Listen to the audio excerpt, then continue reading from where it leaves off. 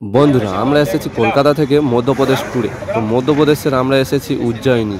উজ্জয়িনীতে অনেক মন্দির রয়েছে, সেই মন্দিরগুলো আমরা দর্শন করব। তো আমরা একটা মন্দির দেখতে এসেছি এখানে। মন্দিরের সামনে রাস্তায় দেখলাম একটা বড় হাতি। সত্যি এর আগে অনেক চিড়িয়াখানায় ঘুরেছি, কিন্তু এরকম বড় হাতি আগে কখনো দেখিনি।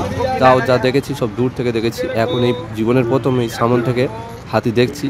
এখানে বিভিন্ন ফল ও সবজির দোকান রয়েছে, সেই দোকান থেকে ফল ও সবজি কিনে নিয়ে হাতিদের খাওয়াচ্ছে লোকজনরা। এছাড়াও এখানে হাতির পিঠে চড়ার ব্যবস্থা রয়েছে, ছোটদের 100 টাকা, বড়দের 150 টাকা।